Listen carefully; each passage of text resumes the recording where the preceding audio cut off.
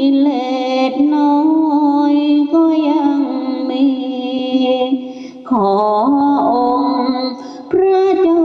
มปราดสู่ธรรมาสอันรู้จริงโปรดปวงประชาชีท่านจงโปรดแสดงธรรมขอนิมนต์ท่านเจ้าค่ะผู้ปรีชาอันเลิศล้ำโปรดแสดงพระสัทธรรมเทศนาและวาทีเพื่อให้สำเร็จผลแด่ปวงชนบรรดามีสู่สุขเกษมสีสมดังเจตนาเธอขอนิมนต์เจ้าค่ะ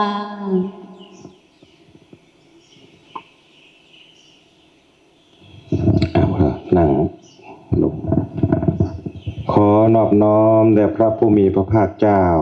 ผู้เป็นบรมครูเทวดาและถวายพระองค์นั้นด้วยเสียงกล้าวน้อมขอโอกาสพระมหาเถระคณะสงฆ์ทุกรูปด้วยความเคารพอย่างสูงยิ่งขอความผาสุขความเจริญจงมาขึ้นมีแก่คณะแม่ชีอุบาสกอุบาสิกาผู้บุญกุศลวาสนาโดยท่านากันทุกท่านทุกคนณโอกาสนี้เมื่อเราสาธุแล้วคุณโยมบางมือพระทิตักพิทักษ์กายใจทำกายให้สง่าทำวาจาให้สงัดทำจิตของตนให้สงบเคารพในพระสัทธรรมที่คณะสงฆ์จะน้อมนำมากล่าวเพื่อเป็นการสดสงดวงจิตดวงใจของท่านทั้งหลายให้มีความอาจหาญแก้วกล้าล่าเริงในบุญในกุศลในคุณงามความดีอันจะเป็นบารมีธรรมของพวกเราทุกคนในฐานะที่เกิดขึ้นมาเป็นมนุษย์แล้วก็มีโอกาสได้พบพระพุทธศาสนาในเย็นของวันนี้ถือว่าเป็นความโชคดีของชีวิตในการเกิดขึ้นมาครั้งหนึ่งที่เราได้มาสรรสร้างคุณงามความดีจะเป็นบารมีธรรมของพวกเราทุกคน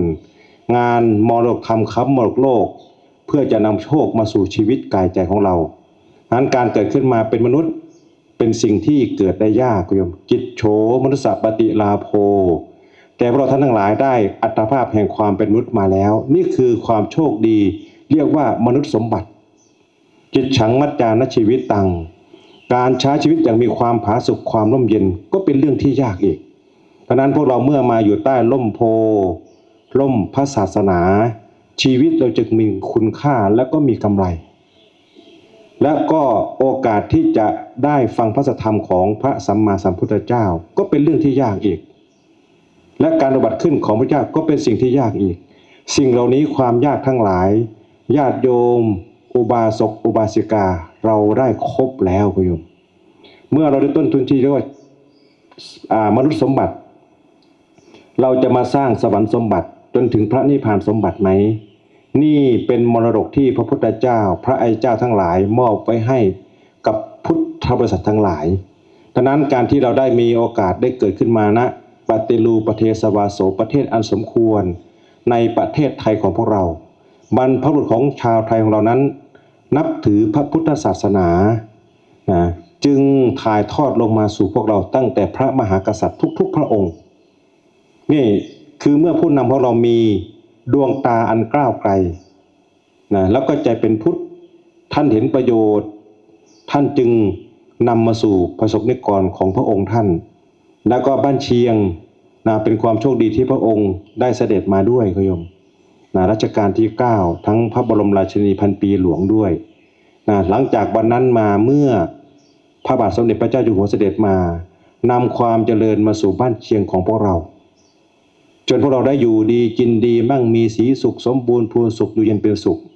และในฝ่ายสงฆ์คณะโยมเรามีพระมหาเถระผู้ใหญ่ผู้มีสัมมาทิฏฐิมาค้ำบ้านค้ำเมืองของพวกเราตั้งแต่พระคุณหลวงปู่พระครูวิมลปัญญากรซึ่งเป็นคนบ้านเชียงโดยกำเนิดซึ่งท่านเสียสละมาอยู่ที่วัดโพสีในแห่งนี้แล้วก็สร้างจิตวิญญาณลูกหลานให้เกิดขึ้นสร้างความสมัครสมานสามัคคีให้เกิดขึ้นมีคุณูปการแม้แต่วัดโพสีในของพวกเราท่านได้เสียสละที่ของวัดตรงเนี้ยคุณโยมหลุมขุดค้นตรงเนี้ยให้กับกรมศิลปากรได้มาขุดค้นจนพบซาก ที่เราได้เจอตรงนี้แหละจึงกลายเป็นส่วนหนึ่งที่ทำให้บ้านเชียงพวกเรานั้นได้มีโอกาสเป็นมรดกโลกนะซึ่งหลวงปู่นั้นได้เสียสละอันยิ่งใหญ่เลยซึ่งท่านเห็นแก่ประโยชน์ส่วนรวมนะแล้วก็หลวงพ่อครูบาอาจารย์ทุกพระองค์ด้วยหลวงพ่อพระครูพิสารธรรมพานีวัดป่าเลไลของพวกเรา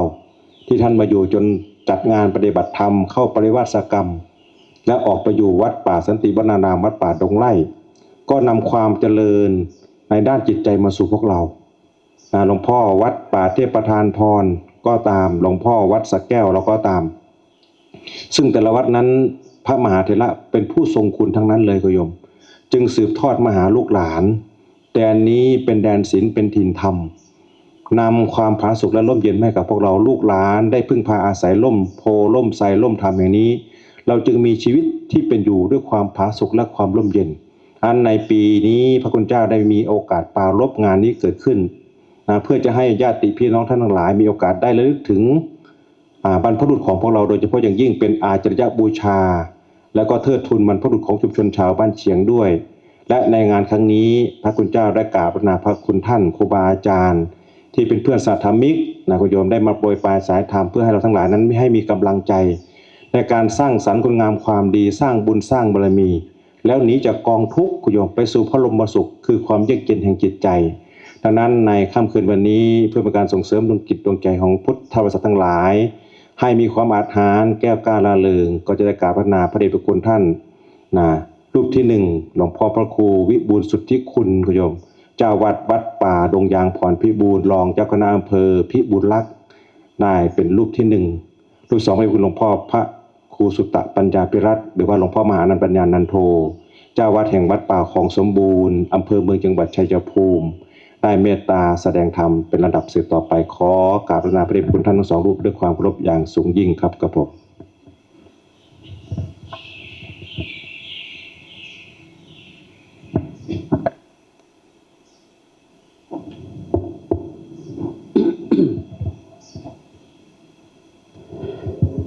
ขอนอบน้อมแด่พระผู้มีพระภาคเจ้า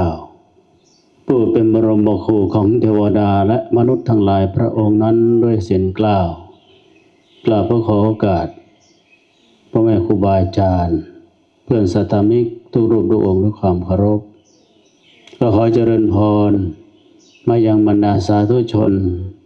ผู้แสวงหาคุณงามความดีทุกท่านทุกคนณโอกาสนี้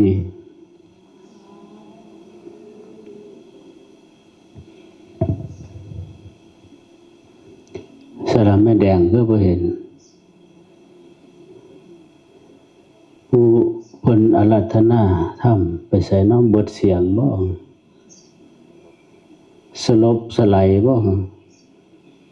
เมาขัวบ่เพิ่นทำหน้าที่หลายอย่างเสียงเป็นอมตะเอาซั่นแต่ว่าหมู่ไปนำบ่ได้เป็นอย่างสั่นเนาะหายากอยู่เด้บุคคลที่จะเสียสละฉะนั้นหมู่เฮาถึงคือกันเด้คนจะมานั่งฟังนี่ก็เป็นสิ่งที่ทำได้ยากคือกันต้องออกจากบ้านจากเพื่อนเสียสละอย่างยิ่งใหญ่ดิส่วนสิออกจากโทรศัพท์ได้เนาะหมู่เจ้าเคยเห็นผู้เฒ่าติดโทรศัพท์บ่หมู่เจ้าอย่าว่าแต่เด็กน้อยติดโทรศัพท์คุมื้อนี้ผู้เฒ่าก็ติดโทรศัพท์คือกันเด้หลวงพ่อมืออันนั้นก็บอกให้ฟังอยู่เพราะว่ามาอยู่น้ำหลวงพ่อพระครูพิสารธรรมพานีเนาะเพิ่นสิสอบเว้าพญาดิเว้าพญาดีดิมื้อวานนี่ก็มื้อเช้านี่ก็เว้าอยู่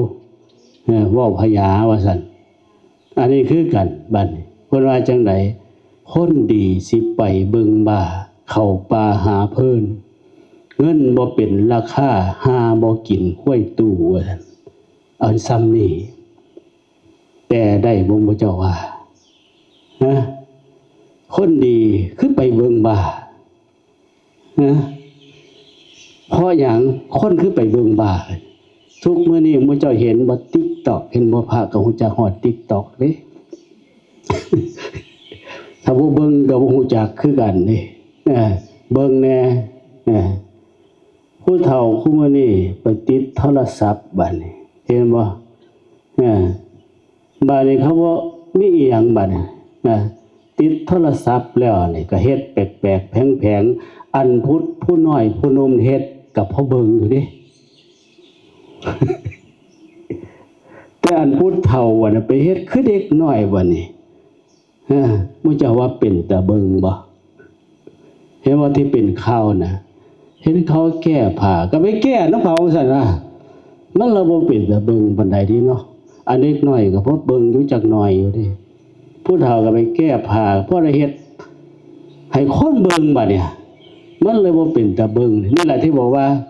เป็นหยังคือว่าคนดีไปเบิ่งบ้าเพราะหยังเพราะว่าเฮ็ดดีๆงามๆก็ยังสิออกแล้วบ่ค่อยเบิ่งเด้แต่เฮ็ดบ้าๆปวงๆไปคนเบิ่งดีๆบัดนี้ก็ด่ากันก็ได้ผ่านอันนั้นบัดเห็นบ่ผ่านหยังผ่านเขาบ่เอาดอกว่าสิเฮ็ดดีบ่เขาบ่รู้เขาบ่ฮู้ก็บ่แม่นเด้ฮู้อยู่แต่เพื่อหยังบ่ฮู้จักว่าเพื่อเงินเห็นบ่เพื่อเงินเพื่อรายได้การหาอยู่หากินบ่จำเป็นต้องไปเฮ็ดแนวนั้นก็ได้ลักษณะนี้นะแต่คนบ่เบิ่งว่าซั่นนี่ล่ะที่บอกว่าคนดีสิไปเบิ่งบ้าเข้าป่าหาเพิ่นนี่ล่ะเงินบ่เป็นราคาหาบ่กินค่อยตูอันนี้ก็สิพอเห็นอยู่ตัวคุมื้อนี้เป็นจังได๋ล่ะเงินสมัยก่อนเห็นบ่มื้อนี้มีการเสวนาพร้อมเด้ผู้บ่ได้มาเสวนาก็ท่าฟังตามรายการไปคือความหมายมาสะท้อนชีวิตวัยที่ว่ามี3วัยพุ่นนี้มื้อนี้มาเสวนาวัยผู้เฒ่าผ่านไปแล้วก็มาวัยกลางคนพอได้ทำงานพอแล้วก็เฮ็ดงานมาประสบผลสำเร็จมาแล้วแล้วก็มาไว้เด็กหน่อยมาสะท้อนให้เห็นความรู้สึกของเด็กหน่อยผู้ใหญ่ผู้เฒ่าแต่ละอายุเป็นจังไดแต่หลวงพ่อพิสารเพิ่นสิเว้าเป็นพยานไล่ไปโน่นแต่ให้มันเป็นในลักษณะ10ปีเพิ่นว่าไง10ปีอาบน้ำบ่หนาว20ปีเล่นสาวบ่เบื่อ30ปีก็ไล่ไปจนฮอดพุทธะไล่คือสิบ่จบดอกจื้อบ่ได้ปานใดแต่นี่คือความหมายว่าแต่ละปีที่ผ่านไป10ปีเปลี่ยนไปคือว่าเฮาน่ะ50 60มู่เจ้านี่ถือว่าเห็นอีหยังหลายๆอย่างนี่เนาะเห็นทั้งความเจริญเห็นความเสื่อมเพราะหยังเพราะว่าความเจริญมากับความเสื่อมเด้เป็นหยังคือว่าจังซั่นอยู่บ้านแตะก่อนบ่ทันมีไฟฟ้านี่แตะก่อนหมู่เฮาคือกันแตะก่อนเห็นบ่ทันเห็นไฟฟ้าบ่ทันมีไฟฟ้าบ่ทันมีไฟฟ้าใช้หยังบัดนี้เป็นแสงสว่างสมัยก่อนอีหลีนี่ใช้กระบองมีบ่ผู้อยู่นี่ท่านกระบองมีอยู่เนาะนั่นเห็นบ่มันเจ้าสิเข้าใจแล้วกระบองเป็นจังไดซุ่มรุ่นใหม่บ่รู้จักกระบองนี่กระบองก็คือโต๊ะขี้ไต้ขี้ย่างน่ะผสมกับเศษไม้ผู้มาเฮ็ดเป็นแท่งแล้วก็จุดอาศัยแสงสว่างเห็นบ่เปลี่ยนทายมาจากกระบองแล้วมาหยังบัดนี้มาตะเกียงมาตะเกียงก็ใส่น้ำมันกัดใส่แสงสว่างแตะก่อนคือแกงแต่นี้เนาะบ่มีความสะดวกแล้วก็บ่มีควา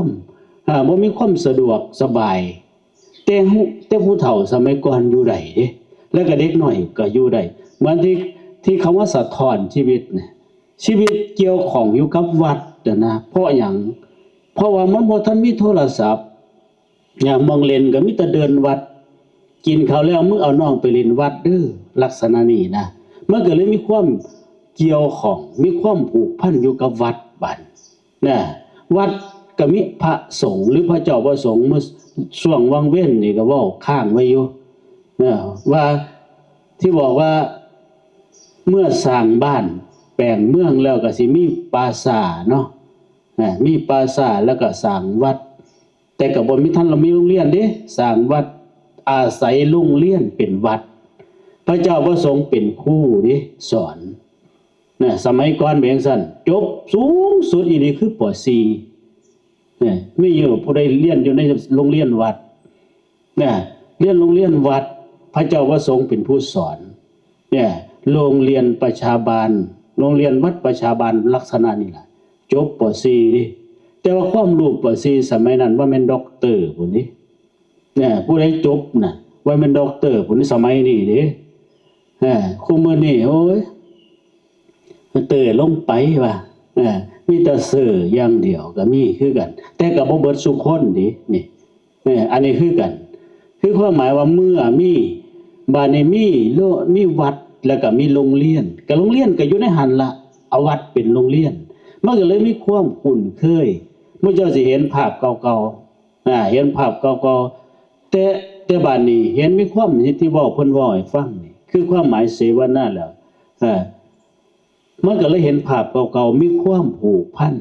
มีความรักบ้านแต่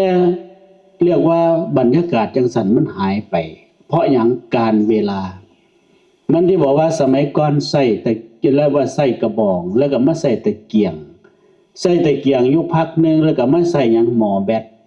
ที่ไม่เป็นก้อนๆนะเป็นก้อนๆเอาไปใส่อีหยังดอกใส่น้ำมันก็สิให้แสงสว่าง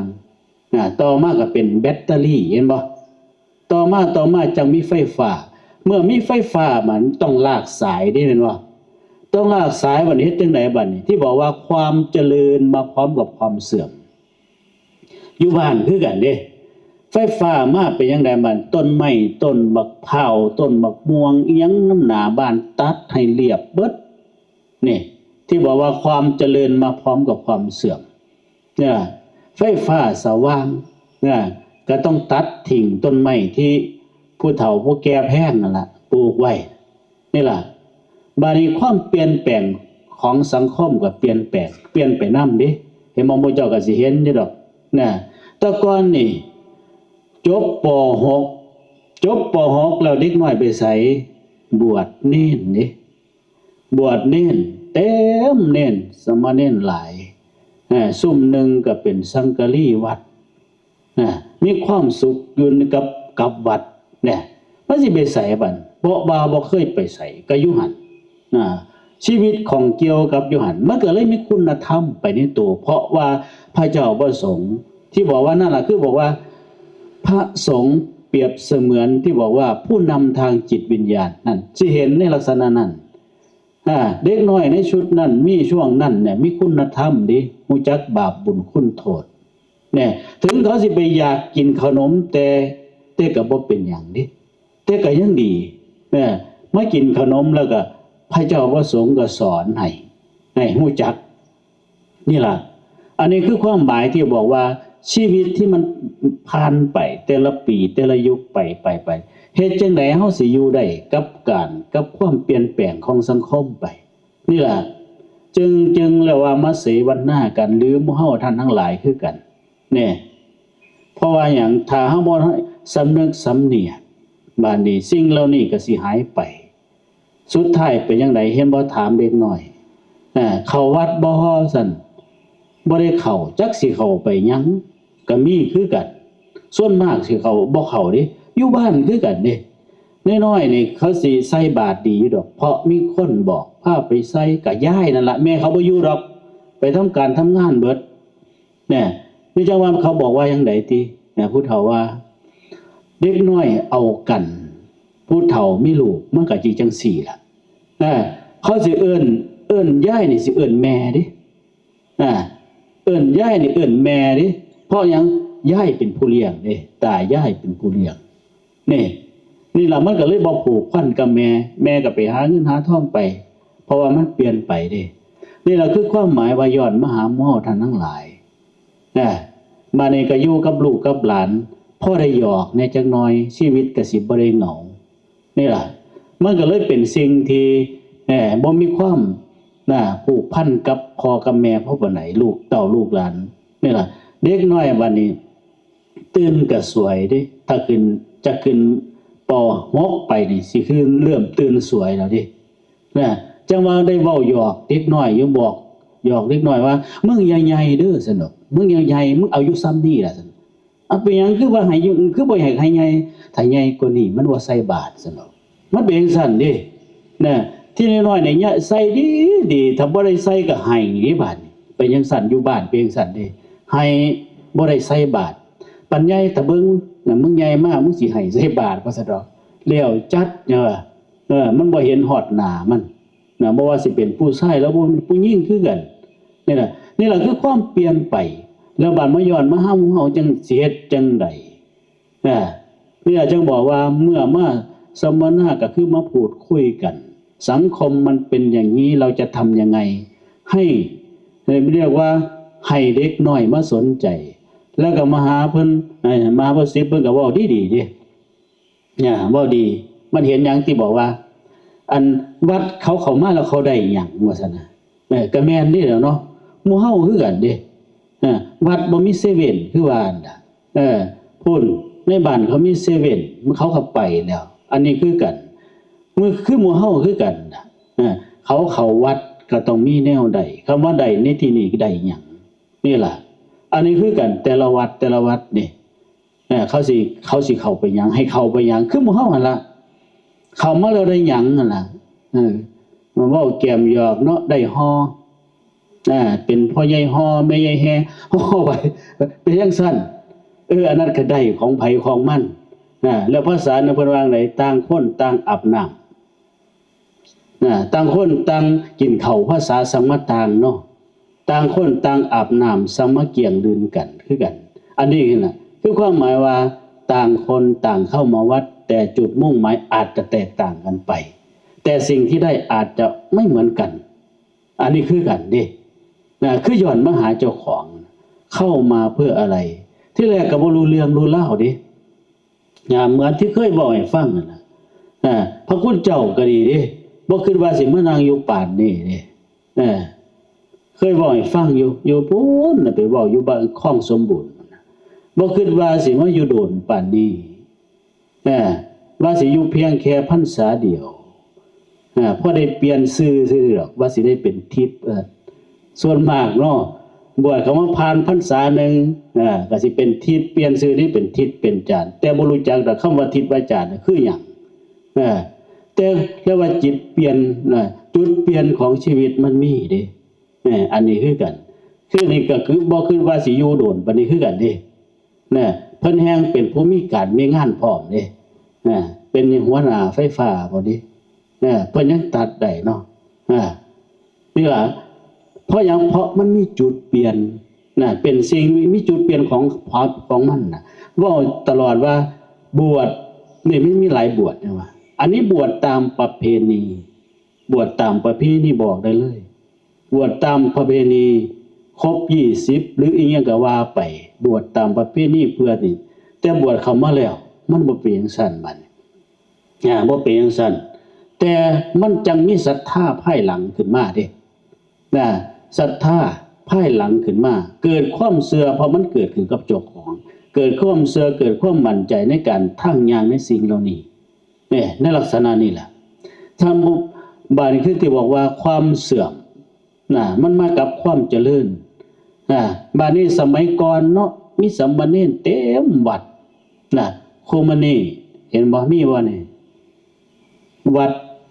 แต่ละวัดมีเณรจักเณรคู่มื้อนี้เห็นบ่แต่ก่อนนี่มีหลายเด้บัดนี้เขาก็มาตอนเณรมันหรือว่าทำมันเณรช่วงใดฮู้จักบ่ช่วงมาเพิ่มขยายโรงเรียนขยายโอกาสต้องจบม.3 ซะก่อนดิบัดให้เรียนต่อบัดนี้แต่ก่อนนี่จบป.6 ก็จบก็ออกเด็กน้อยมันสิไปไสแต่ก่อนมันก็เข้าวัดบวชเณรเต็มวัดรับใส่ครูบาอาจารย์นี่บัดนี้เขามาแล้วว่าศึกษาขยายเวลาการศึกษาขึ้นมา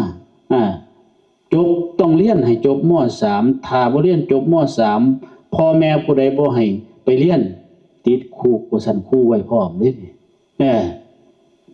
มานี่เมื่อมันบังคับให้เรียนบัดเป็นจังไดบัดผู้เจ้าว่าคุมื้อนี้เด็กน้อยมันจบหลายซำใดเรียนหนังสือน่ะน้อยคนที่สิจบตามลางเที่ยก็ม.1 ครึ่งลางเที่ยก็ม.2 ครึ่งเนี่ยเฮ็ดหยังมันก็ครึ่งๆกลางๆเลยบ่สำเร็จประโยชน์บัดนี้ไปเมื่อจบแน่นคือกันได้ส่งไปเรียนนั่นมันเปลี่ยนโรงเรียนอยู่ 3-4 หม่องพุ่นน่ะเนี่ยส่งไปเรียนน่ะ 3-4 หม่องก็ยังบ่จบอยู่สุดท้ายมาจบหม่องใดบ่จะว่าศึกษานอกโรงเรียนก็เรียกว่าศึกษาอีหยังก็กศนนะกศนบัดนี้เป็นจังซั่นนี่บัดเพราะหยังมันบ่ไปฮอดโรงเรียนมันกายโรงเรียนก็มีมันก็ขอพ่อขอแม่เงินไปเนี่ยขอแม่ก็บ่ได้นำนี่แม่ก็บ่ได้นำว่ามึงสิไปไสก็คิดว่าลูกไปโรงเรียนลูกไปโรงเรียนก็เอาเงินให้อันมื้อสิเพิ่นเว้าให้ฟังว่าได้เงินไปมื้อละบาทสมัยก่อนว่าซั่นคุมื้อนี้นี่50 บาทมันก็ยังถือตีนใส่พ่อใส่แม่เด้มันต้องแบ่ง100พุ่นน่ะมันไปไม่เป็นจังซั่นเด้นี่ล่ะบัดนี้ก็พ่อกับแม่หาเงินให้ไปเรียนบัดนี้จักฮอดโรงเรียนจักบ่ฮอดโรงเรียนแต่ก็เรียนไปกลับมาบ้านลักษณะนี้น่ะบัดใหญ่มาบ้านนี่ไปจังไดไปเรียนเรียนมาบัดนี้ไปเรียนหยังเรียนเกษตรพุ่นนี้เรียนเกษตรเป็นจังได๋บ่เจ้าว่าอันแม่ก็เฮ็ดไร่เนาะปลูกอันนั้นนี่บ้านเมื่อเฮ็ดบัดนี้ว่าเจ้าของเรียนเกษตรบัดนี้มื้อเจ้าเคยเห็นอันเฮ็ดข้างบักกันข้างหยังก็ล่ะข้างบักโม่บ่มื้อเจ้าเฮ็ดข้างหยังบักโม่บ่บักโม่มันสิปลูกไปเต็มเป็นแถวเนาะว่างไปเลยแต่นี่มันเฮ็ดปลูกบักโม่แล้วมันเฮ็ดข้างให้พร้อมมันเรียนเกษตรเด็กน้อยเป็นจังซั่นนี่ล่ะคือความเบาใจใส่จักมันไปเรียนแนวใดซั่นนี่อันนี้มีแล้วนี่บ่แม่นว่าบ่แม่นเว้าตลกนี่อันนี้มันมีแล้วเอามันก็ปลูกจังซี่ข่อยเรียนมาจังซี่ว่าซั่นทั้งหลายมันสักข้างบักทั่วนี่เนาะก็คืออยู่สักข้างบักทั่วสักข้างบักเนาะเฮ็ดข้างมันอันนี้เฮ็ดให้บักแตงโมสักข้างบักแตงโมว่าซั่นมันก็สิว่าคือว่าบักเอียงล่ะบักอันแค่นตะลุกตัวเนาะนี่ล่ะคือความบ่เข้าใจนี่ล่ะเฮาก็ส่งไปโรงเรียนนี่ล่ะส่งไปโรงเรียนมันก็เป็นจังซั่นสุดท้ายเป็นจังไดบัดเด็กน้อยซุ่มม.1 ครึ่งม.2 ครึ่งมันก็ไปหาหมู่หาพวกติดแนวบ่ดีมาบัดติดแนวบ่ดีมาเฮ็ดจังได๋หมู่เจ้าว่าเอาไปใส่ทิ่มเข้าวัด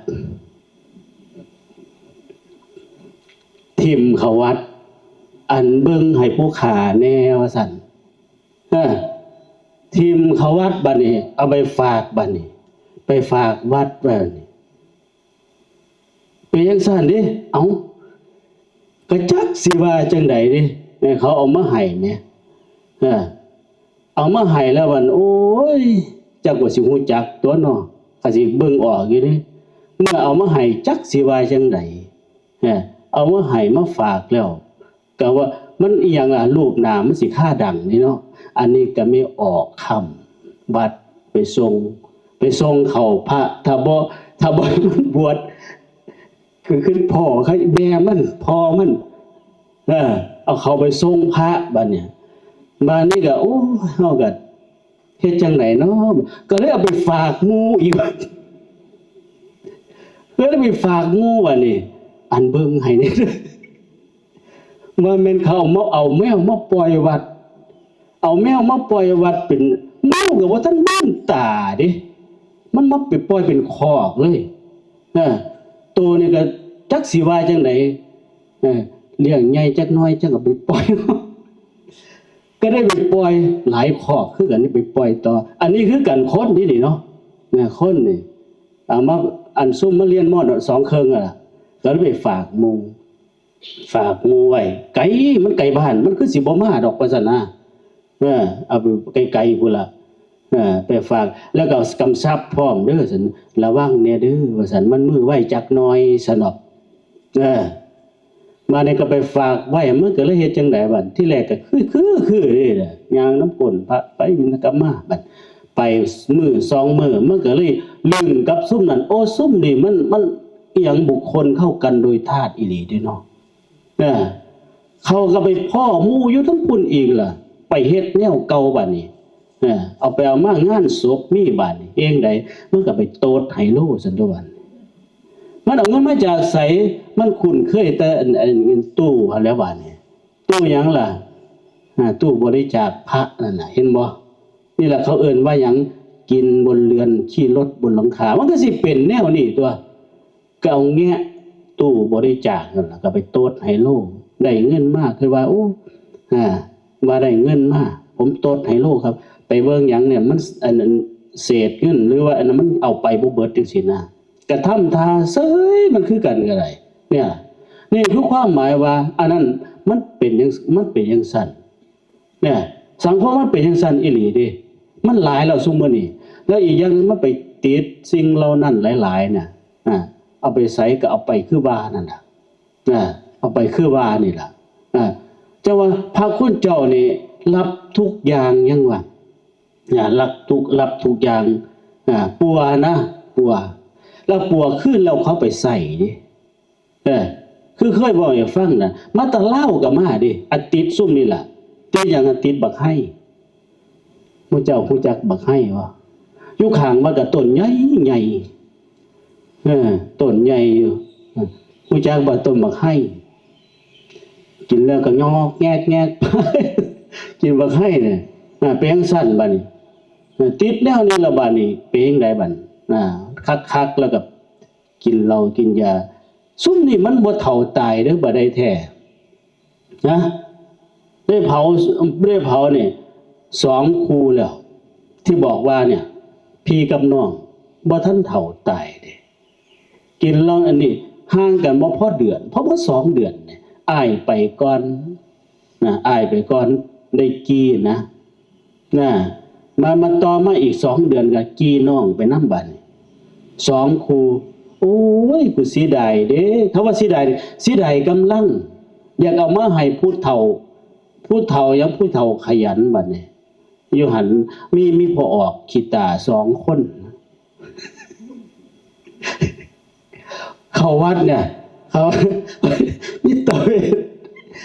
วทกับตาแพ้2คนนั่นนี่ผู้เฒ่าก็ขยันจนไปบ่ได้ขยันจังไหนติอันพ่นหาหน่วยอยู่วัดนั่นน่ะ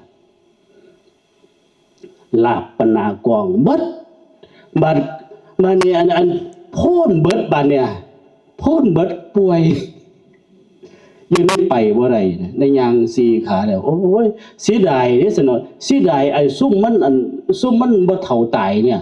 อยากเอากำลังมาให้ซุ่มขยันซั่นนี่ล่ะแล้วก็สิเฮ็ดจังได๋บาดนี่ล่ะสิ่งเหล่านี้หลายดิกำลังงอกแงแถวอยู่หลายอีหลีดิเนี่ยสุดท้ายมันไปไส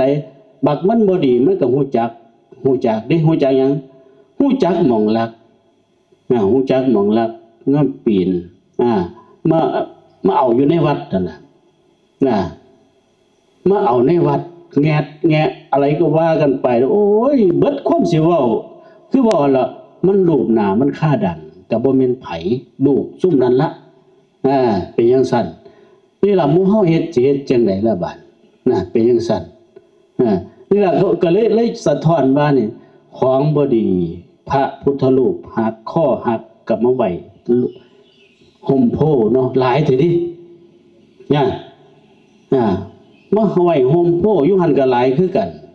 อันเกศบินหน่อยๆก็เอามาฝากหลวงพ่อ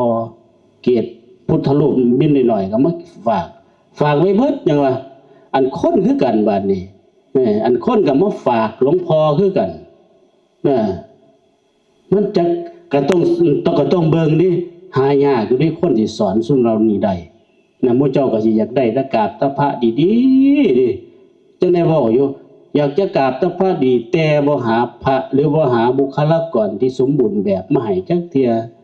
เอาแต่ซุ่มรุดโสมาให้แม่นหมู่เจ้าว่า